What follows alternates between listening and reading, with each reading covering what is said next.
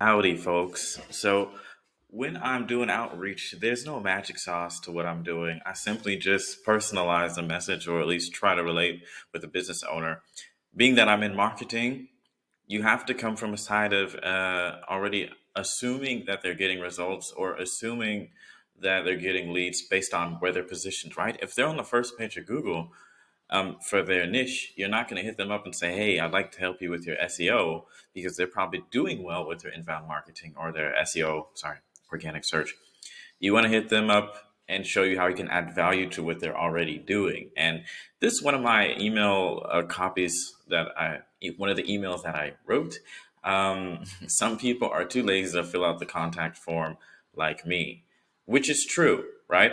A lot of people in the United States like to call around for quotes. If they're filling out your contact form, by the time you as a business owner respond to that, more than likely you've already lost that lead or that person who is interested in your business. So what I usually do is say, like, what I wrote here was, "Hey, I think your landscaping portfolio is amazing.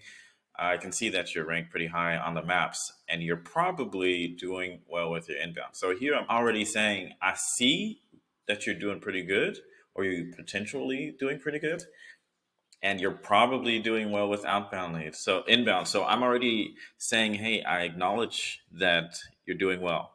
Here's how I can add value." But to be honest with you, many people are lazy and just like to call around at several businesses for a quote instead of filling out the contact form. Boom, relation. I know that for myself. I've done pay per call for a lot of businesses, and I know that people just like to call around and ask around first. They don't want to spend time visiting each website and looking around, at least in the United States. I can't speak for Europe, but um, they just want to pick up the phone and call and speak this on.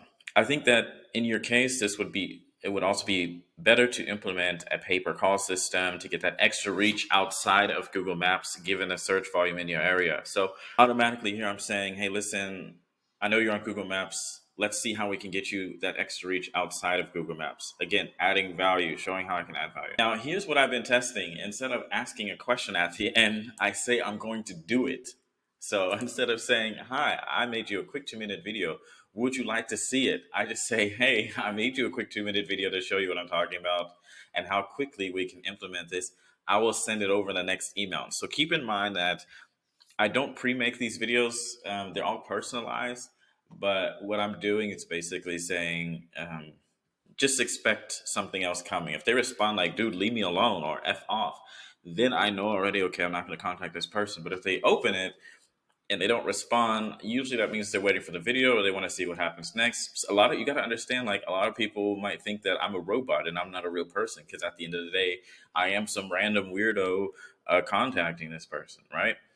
I said, "I made a super quick 2 minute video for you, blah, blah, blah. Here's the video. I think this idea will work with your industry way better than normal click to your website ads. Let me know what you think. Have a successful day." So this video is where I just show him a quick 2 minute video of his website, and how we can implement pay per call. And then he wrote back, "Wow, it's amazing. I like it. The language was something else." Stupid mistake for me. I showed him the Google Ads dashboard from in German. Ugh. I don't know why I wasn't thinking, but anyways, I couldn't read the charts, but we can set up to go over it for sure.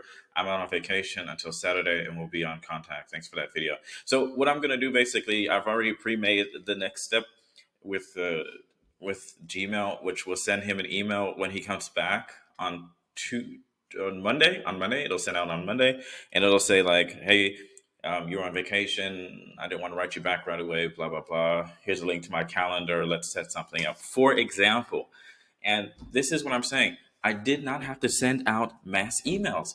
I literally downloaded a lead list from Tracking Suite, and then I went through that lead list in a mini CRM, and then after that, I just let it go from there. I looked at each website, looked up their email, and send them an email. And this way, you're not getting in trouble with these email servers for, what do you call it, for mass emailing, right? And you're doing less, let's say, you're doing the same amount of work for the time, I guess you could say, but you're getting more quality. I only send out maybe maximum 20 emails a day.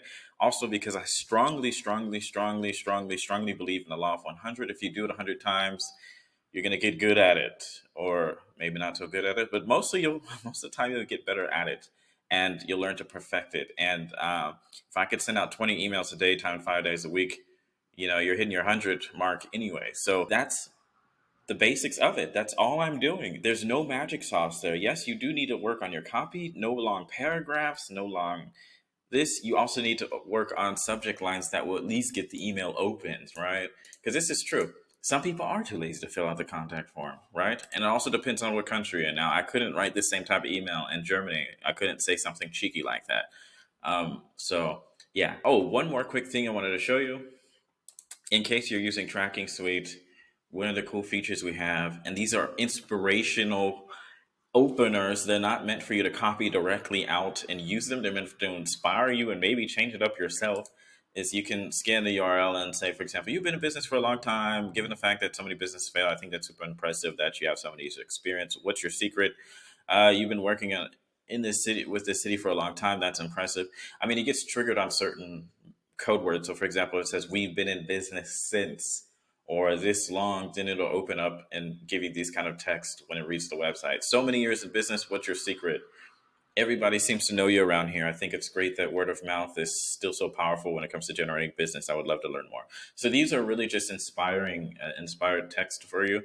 Text that's to help you inspire your own copy when you're reaching out to these people. And I mean, you could copy it one to one, but I don't recommend it. I think you should try and practice yourself and see what works. But this definitely can help you as far as doing outreach. Anyways, thanks for watching this far. Have a great day. Peace out.